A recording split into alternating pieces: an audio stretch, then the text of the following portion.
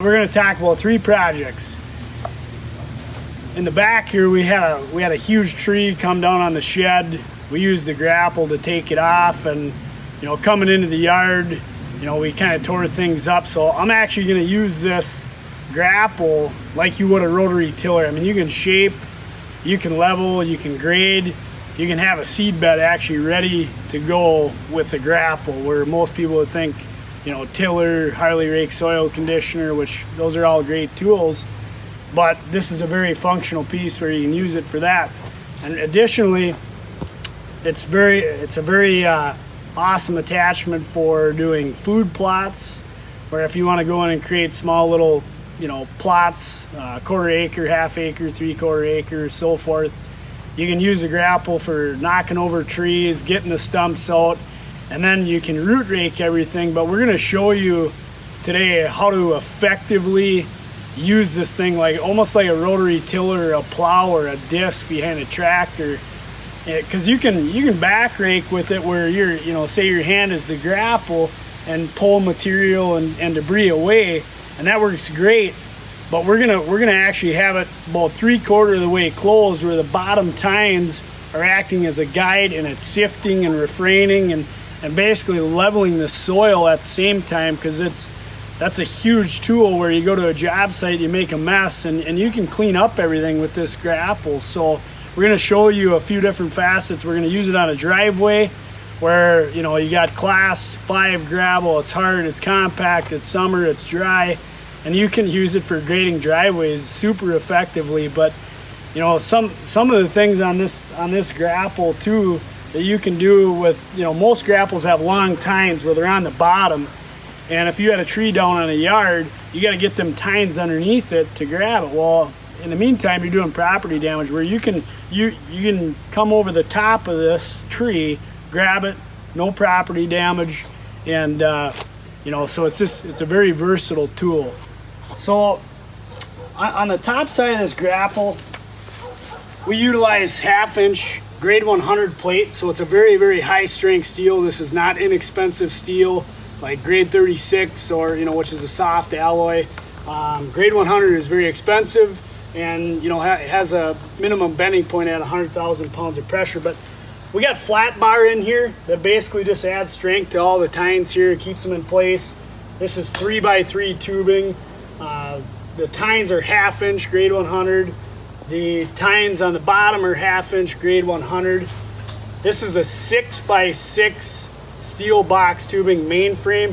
This is absolutely the backbone and support to this grapple. That's huge, 6x6. But what's interesting, when you're using this thing like a tiller, we're gonna actually be using the top tines and the flat bar for shaping and leveling when we're pulling back. And the bottom tines will be tipped down and angled. They're kind of acting like a depth gauge almost, but you're going to be sifting that material. You're going to be pulling roots. You're going to be pulling, sticks and stuff. So you're cleaning, you're leveling, you're shaping all at the same time. This is a super powerful grapple. We use 1.5 inch rod on the cylinders. I'm talking about the chrome shaft here. They're 1.5 inch. And the actual bore is a 3-inch bore. And we use 1.25 inch pivot pins. There's grease points on every single hinge point of the grapple, but super strong. A lot of people are used to long tine grapples, which I used to own. And there's a lot of things that you can do with this short tine grapple that you physically just can't do it with a long tine grapple. And that's exactly what I'm talking about with using it like a tiller, using it like a leveler, a shaper, because you can't roll them grapples over far enough. The bottom tines are interfering. The bottom tines are touching at the same point, so you can't back rake with them effectively because the bottom tines are getting in the way. And we're going to show you that in the video today of, like I say, we're going to do driveway, we're going to do a little bit of food plot, and we'll do some sticks and brush cleanup with it. And when you're going into let's say you're piling up brush or logs, you can get a huge load with this thing. You're just going to utilize it different, where people are used to coming underneath. You're going to roll the grapple all the way forward and you're gonna put it down like a rake, and then you're gonna clamp the cylinders closed, and you can bring a huge pile of brush, or it's got a 48-inch wide opening.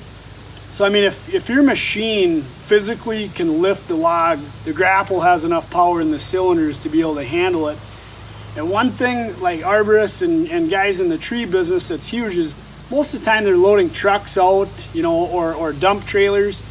And what's really unique is, if my hand is the grapple and I have brush and I'm loading a truck that's 8 or 9, 10 feet tall, when I get over the top and I let go, it falls straight down into the dump box or the trailer, which is huge, because with long tine grapples, and you get the truck, say 3/4 full, guys have a tendency, because the tines are long, they tip down, they end up damaging the sides of the truck just due to having long tines, because they can't drop the material straight down. So super effective for loading trucks, trailers, dump trailers.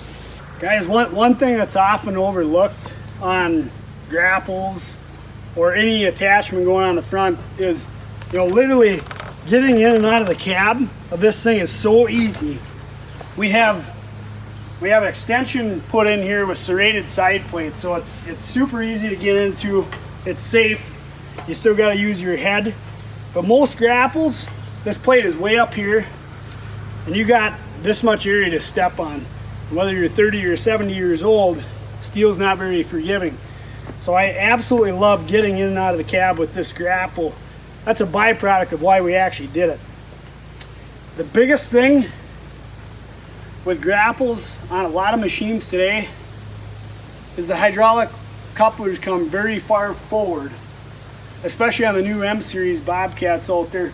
The couplers would be way out here, and when you would say your couplers are out way out here, and you'd roll the grapple back, a lot of grapples you bust the fittings completely off.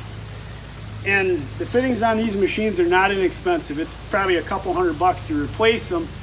Not to mention if you damaged a hose, and then say it ends up costing you 4 hours to go get a new hose, new coupler, and guys are on a job site. So this saves a huge frustration when you're actually on the job site, because you don't have to. The last thing you want to worry about is breaking fittings off. And that's why this extension is in here, is it gives you clearance, because the hose has got to be long enough for you to be able to do all these different functions of back raking, using it like a tiller. So I always make sure that my hoses are secure against the loader arm. There's no excess hoses, hanging out for a tire or a stump to catch.